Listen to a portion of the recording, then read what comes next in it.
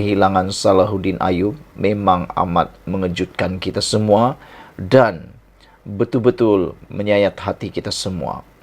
Salahuddin sebelum meninggal dunia juga telah diberitakan sempat menikmati nasi dagang selepas selesai program. Sayu dan sedih kita membacakan berita ini. Menteri Perdagangan Dalam Negeri dan Kos Sara Hidup Allahyarham Datuk Seri Salahuddin Ayub sempat menikmati nasi dagang selepas merasmikan program Jelajah Madani di Batu Buruk di sini Selasa lalu.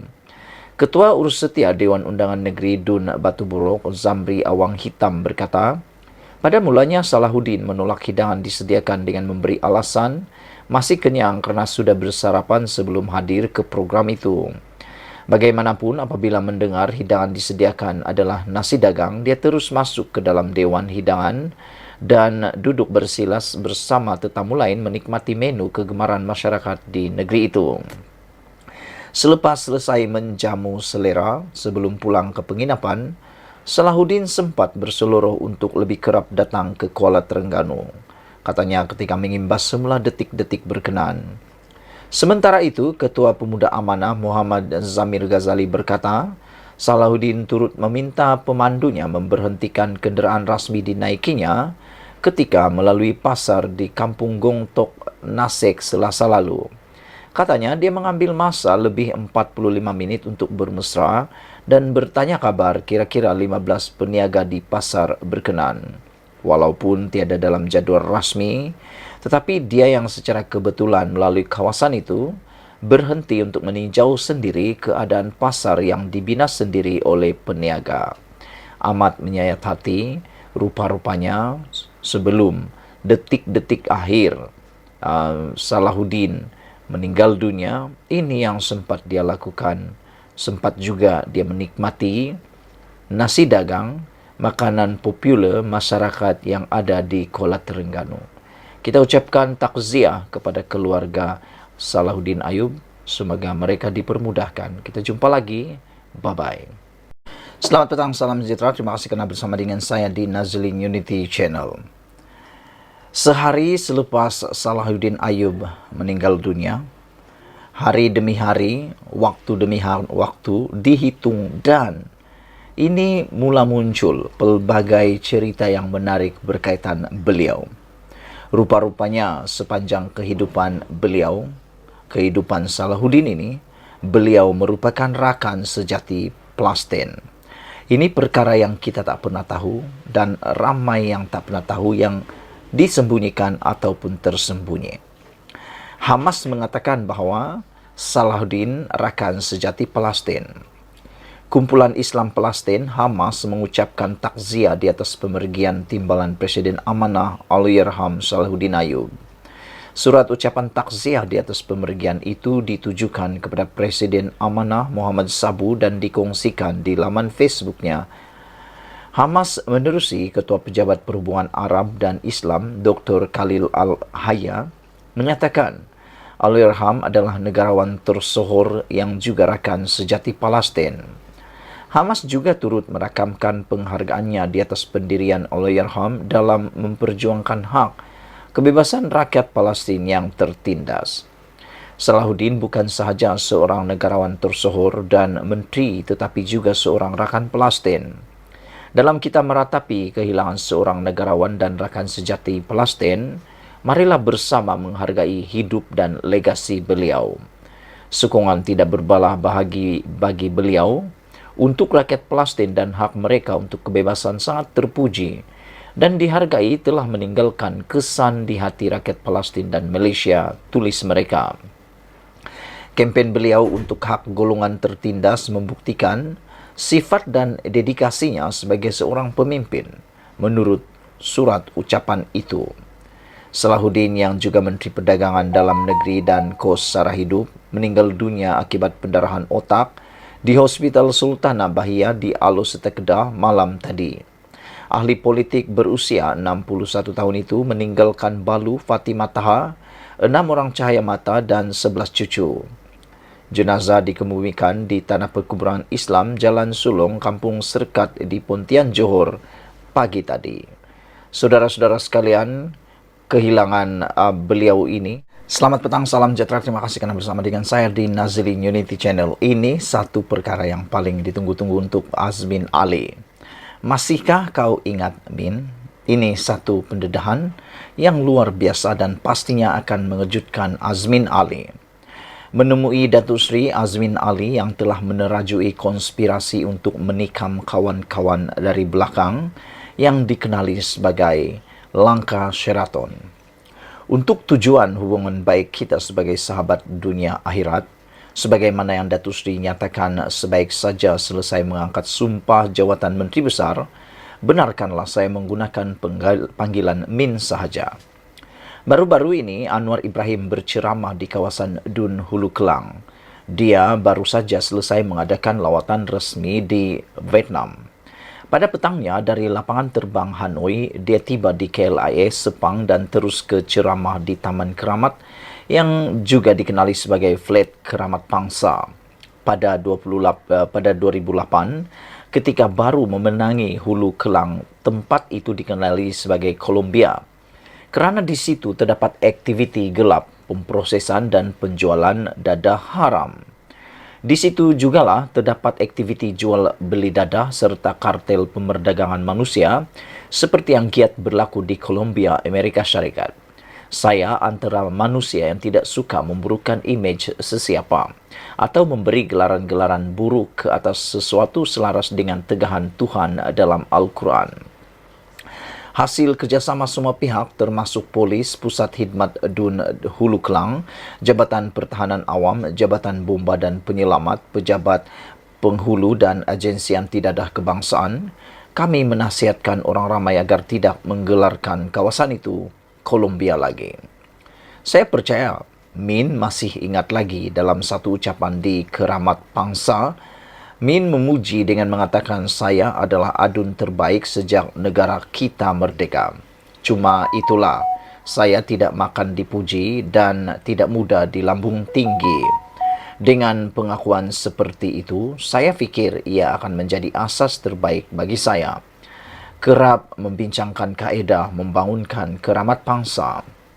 Namun setiap kali saya mengajukan permintaan untuk mengadakan mesyuarat tentang pembangunan semula Keramat Pangsa, Min tidak pernah menunjukkan minat. Termasuk Sabtu lalu. Dalam masa setahun 2 kali Perdana Menteri ke-10 telah datang ke Hulu Kelang. Pertama kali untuk berkempen bagi memenangkan calon Parlimen Gombak Amiruddin Syari dalam PRU 15 dan terbaru ini untuk memenangkan calon PHBN dalam pilihan raya negeri PRN mendatang. Saya percaya Min tahu betapa ramainya penduduk dan orang ramai yang hadir dalam kedua-dua ceramah tersebut. Saya lihat Anwar sangat teliti dan fokus dalam membentuk kekuatan kami bagi memastikan terkuburnya setiap langkah pengkhianatan dan pada masa sama pengkhianat dinyahkan dari lanskap politik Malaysia.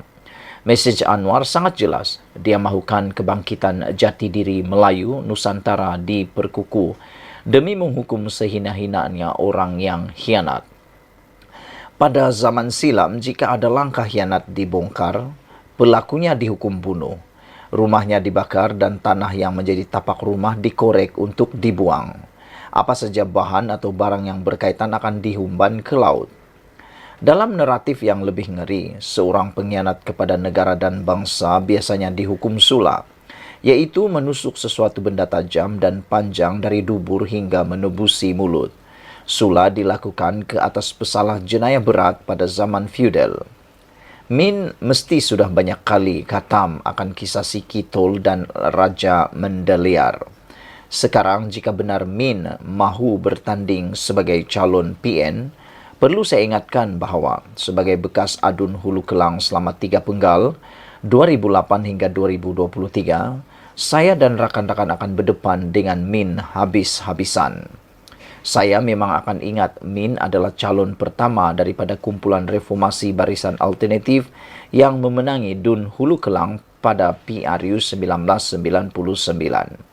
Saya juga mendengar cerita bahawa calon lawan di situ teringin betul menjadi Menteri Besar Selangor, tetapi dia kecewa apabila tumpas kepada Min. Namun, saya juga ada mendengar daripada mulut pendukung PKR Hulu Klang bahawa kekalahan calon BN ketika itu berpunca daripada perdagangan jual beli yang dilangsungkan. Cepat-cepat hentikan cakap-cakap mereka itu. Dengan semangat membara dan hati yang cekal, Anwar menegaskan dia mensasarkan pada hujung 2023 tidak ada seorang kalangan miskin tegar di negara ini yang terbiar atau tidak menerima sebarang bantuan kerajaan. Saya perhatikan dalam ucapannya amat terserlah keberanian Anwar untuk menyangga amalan rasuah sesiapa saja, terutama pemimpin-pemimpin parti politik. Walaupun saya kenal dan berunding dengan Anwar sejak masih belajar di United Kingdom, penampilan pada 22 Julai lalu memberi keyakinan berlipat ganda kepada saya bahawa dia bakal dianugerah makam yang mulia di sisi Allah. Dengan azam yang cukup padu dan tegas untuk memerangi rasuah hingga ke akar umbi, sudah pasti Anwar akan dimusuhi kalangan yang takut kepentingan mereka terhapus. Ditulis oleh Sa'ari Sungib, ahli bekas Adun atau Hulu Klang dari Amanah PH. Artikel ini dipetik daripada Malaysia Kini tetapi tidak menggambarkan dan mencerminkan pendirian rasmi Malaysia Kini. Sekian dulu, jangan lupa tinggalkan komen Anda. Kita jumpa lagi. Bye-bye. Selamat malam, salam sejahtera. Terima kasih karena bersama dengan saya di Nazilin Unity Channel. Pilihan raya di Semenanjung Malaysia yang melibatkan 6 buah negeri makin panas dan makin hangat. Terkini, satu protes di Batangkali dilaporkan dan perkara tersebut sehingga membakar bendera Perikatan Nasional dan juga memijak bendera Perikatan Nasional. Apa cerita sampai ini berlaku? Ianya mempunyai cerita yang paling menarik, yang terlibat, yang didakwa dan sebagainya. Namun demikian, ini komen Hamzah Zainuddin selepas insiden protes di Batangkali ini sehingga membabitkan bendera Perikatan Nasional dipijak dan juga dibakar. Kata Hamzah Zainuddin, biasalah, ada suka, ada yang tak suka, kata beliau. Yang itu, ya memang biasa. Biasa tentang ada tak suka, ada yang suka calon yang telah disenaraikan. Namun yang lebih menarik lagi ialah kenapa akar umbi itu tak suka dengan calon yang telah pun disenaraikan tersebut. Macam yang saya cakap tadi, tentang menolak calon itu biasa. Tetapi yang tak biasa itu ialah sebab kenapa akar umbi marah dan memprotes Perikatan Nasional. Kerana mereka kata, Perikatan Nasional kata parti ini tak ada masalah, tak ada perpecahan, tak ada konflik dan sebagainya. Mereka kata parti ini paling bersih lah, kalau boleh lah katakan paling bersih di muka bumi lah. Macam itulah dorang dakwa parti itu. Tapi rupa-rupanya baru bermula pilihan raya kempen ini dah ada insiden akar umbi memijak dan juga memprotes parti atau gabungan Perikatan Nasional. Jom saya nak cerita pada anda semua kenapa akar umbi menolak atau memprotes Perikatan Nasional. Ada orang yang suka, ada yang tak suka, kata Hamzah Zainuddin. Di dalam paparan konten kali ini, anda boleh melihat beberapa gambar yang saya paparkan ini yang menunjukkan protes daripada akar umbi Perikatan Nasional. Ada yang memijak, ada yang membakar bendera Perikatan Nasional. Setiausaha Agung PN Hamzah Zainuddin menganggap protes terhadap calon gabungan parti itu di Kerusi Dun Batangkali, Selangor sebagai perkara yang biasa. Ada orang suka, ada tak suka, kata beliau. Hamzah diminta mengulas mengenai penolakan akar oleh ahli akar umbi bersatu di Hulu Selangor minggu lalu yang kecewa selepas gabungan itu didakwa mengenepikan ketua bahagian mereka Muhammad Anwar Muhammad Nur daripada bertanding di Batangkali. Ini menurut mereka semua akar umbi tersebut berdasarkan foto yang tersebar di Facebook, ahli yang dikatakan tidak berpuas hati telah membakar dan memijak bendera Perikatan Nasional. Mereka mendakwa Perikatan Nasional telah memilih salah seorang lagi ahli jawatan kuasa pimpinan bahagian Hulu Selangor yang didakwa bersekutu dengan pengerusi Perikatan Nasional Selangor Azmin Ali dan bukannya Anwar. Menurut catatan di Facebook, Akar Umbi Bersatu Tempatan juga telah melancarkan gerakan memboikot calon berkenan dan berikrar untuk memastikan Perikatan Nasional kalah pada pilihan raya 12 Ogos ini. Sementara itu, Hamzah memberitahu pemberita Perikatan Nasional akan mengumumkan calon mereka untuk pilihan raya negeri Selangor Rabu ini. Pengumuman itu akan dibuat semasa acara yang diadakan di Taman Medan Petaling Jaya pada 8 malam nanti. Saudara-saudara sekalian, apabila tindakan memboikot sehingga ada tindakan membakar dan memijak bendera parti tersebut, itu boleh dianggap satu tindakan yang benar-benar membuatkan mereka marah. Ada yang mereka sangat marah, dan mengikut laporan ini mereka memboikot, mereka membakar, mereka memijak bendera tersebut kerana mereka mendakwa Perikatan Nasional telah memilih seorang lagi ahli jawatan kuasa pimpinan bahagian Hulu Selangor yang didakwa bersekutu dengan pengerusi PN Selangor Azmin Ali dan bukannya Anwar.